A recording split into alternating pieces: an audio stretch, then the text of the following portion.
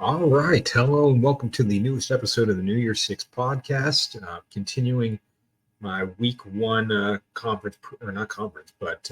preview and prediction videos. So, next up, we're going to have the game of the week. This is Notre Dame heading down to College Station, Texas to take on the Texas A&M Aggies. The game of the week. That's where game day is headed. A lot of interesting storylines, a lot of interesting matchups here. And going to be an exciting one. Under the lights at Kyle Field. Wouldn't want it any other way in week one. Definitely going to be a fun one to watch between two teams that do not play each other at a frequent pace there. So with that, let's get this review moving along. So I'm going to kick it off with Notre Dame. What are Notre Dame's keys to this game if they're going to go down to Kyle Field and come away with the win? So if I'm Notre Dame, wow, I can't really talk right now. What do we expect out of Riley Leonard? Can he step up and be the quarterback that Notre Dame needs? It is the Riley Leonard era at Notre Dame. Sam Hartman is gone, and Notre Dame hits the transfer portal again. Riley Leonard comes in from Duke, and Riley Leonard was a big part in Duke's success over the last 2 years. That competent, high-level quarterback play propelled Duke into the national spotlight, got them ranked in the top 25 at one point, and put them in a place that a lot of people did not have Duke over the last couple of years. Who was Riley Leonard's coach at Duke? Mike Elko. Where is Mike Elko coaching this year? Texas A&M. So a battle of a coach and his former quarterback at two new schools. So I think in a sense it helps Notre Dame, or it helps Texas A&M knowing Notre Dame's quarterback and what he's capable of from a head coach perspective. But will we see Riley Leonard improve upon the foundation that Sam Hartman set at that program last year? They were a above average passing attack, and I'm sure Notre Dame wants to end up as a top 30 rush, passing attack when it's all said and done. Do they have the quarterback to do it? Time will tell. But going to be interesting to see how Riley Leonard adapts to a new team, new culture, new campus, new environment. In his first game, he's going to be thrown to the wolves in a tough environment down in Notre Dame, or down in Texas A&M. So that's Riley Leonard's side of it in terms of what Notre Dame does well. Just stand tall in the red zone on defense. Notre Dame was the number 2 red zone defense in all of college football last year. So it's going to be tough for Texas A&M to score, knowing that is where Notre Dame excels defensively. Now, on offense in the red zone, Texas A&M is no slouch either. They were a top 50 team last year. Now, I haven't taken a math class in quite some time, but my understanding of rankings is that 2 is a lot better than 47. So I would expect Notre Dame to come out of that victorious in that head-to-head matchup. And if Notre Dame slips back, it could open the door for Texas A&M. But if I'm Notre Dame and I'm taking points off the board and I'm continuing to stand tall, it's going to make that potential upset a lot easier to happen, just taking away those opportunities for Texas A&M, especially so close to scoring. But if I'm Notre Dame, generally speaking, there's not a lot of weak points on this team based on last year, but time of possession was their worst measurable statistic. They were a top 50 team, so they were above average. But if I'm Notre Dame, I do want to utilize, my offense a little bit better, force some 3 and outs and get that time of possession up. If you look across the board, they were better on the run offensively. So they were about a top 25 offense, running the ball. Can they do that again to increase their time of possession? Can they get more stops on defense? They were number 3 in passing defense last year, 26 in rushing defense. If those improve and you get some 3 and outs and you up that time of possession, it's going to take the ball out of A&M's hands. It's going to increase your time of possession and maximize your opportunity to score while minimize the chances that A&M will have to score. So a couple of different ways Notre Dame can win this game. A couple of different factors there, but it's going to depend on everyone stepping up to that level and playing hard in a tough environment, over 100,000 people there that are going to be rooting against you, and getting out of it with a win. So over to A&M. What is it going to take for Texas A&M to win this game?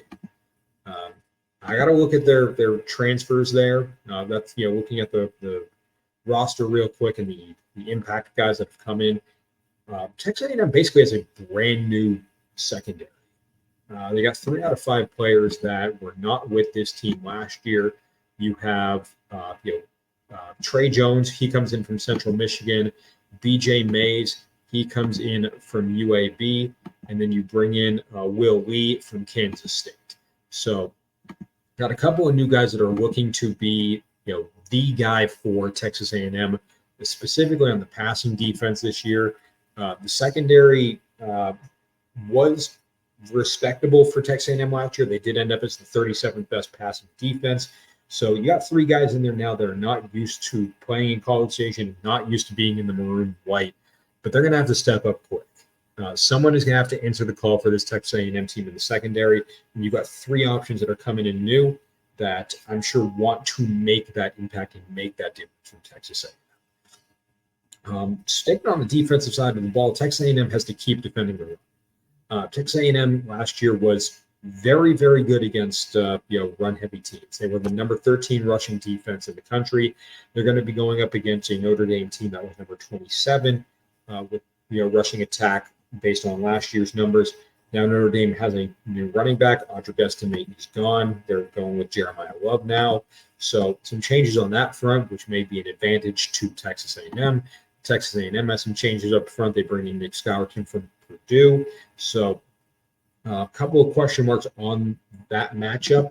But if Texas A&M is going to win this game, they have to limit what Notre Dame is really good at on offense by doing what they're really good at on defense.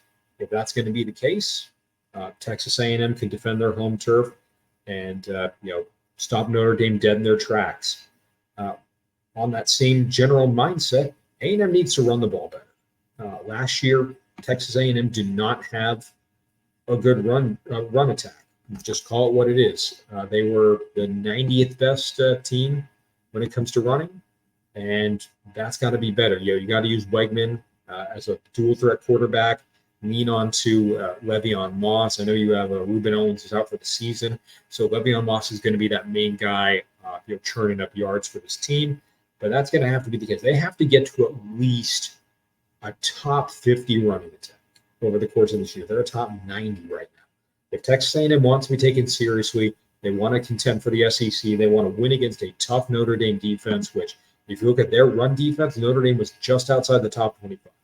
So, the 4D line that Notre Dame were playing with are in the potential to feast and could eat those running backs alive. If A&M doesn't adjust and doesn't improve, that's going to be the case. But if a run game is established and Le'Veon Moss has a big day, and Notre Dame's D line is left in shambles, A&M's going to defend their home, and that's the only way around it. We look at their offense as a whole. A&M was more pass heavy than anything. If they can establish the run and get better on that front, even out the offense a little bit more, it'll keep Notre Dame guessing and Texas A&M will win this one. So with that, I am ready to make an official score prediction and an official winner prediction for this game. A&M is the favorite at home. I think it's by a couple of points, depending on where you look. I'm seeing 1-3 just about everywhere. But and Kyle Field is going to play an impact. It's going to be a big impact. So, A&M is the favorite, probably should be the favorite, but I'm going to go with the upset. I'm going with Notre Dame on the road. I got you. I fooled you with the little A&M gear on today. I'm going to go with Notre Dame. By a field goal, 29-26. And again, these are computer scores, so going to be a little different.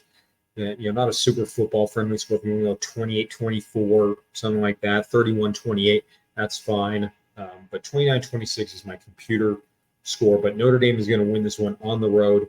I've been flip-flopping on this one all summer. I originally had A&M winning because, again, that home field is no joke. But I am going to lean on Notre Dame right now. I think they're just a better put together team. Going to be tough for Mike Elko in game one. Not saying it's the end of the world. And I had, when I did my preseason preview and predictions, this is one I had Notre Dame losing. But after going back to the drawing board, I think they steal one on the road and are ready for a competitive, strong season that lies ahead. A&M's going to have to go back to the drawing board and figure out what to do. But, time will tell what that looks like. So what are your thoughts? What are your keys to the game? Comment below. Where am I wrong? I'm okay with being wrong. It's life. Like and subscribe, everything like that. So thanks for tuning in. Tune in next time as we wrap up the week one preview prediction videos. This time it'll be the Sunday night game. That'll be LSU taking on USC out in Vegas.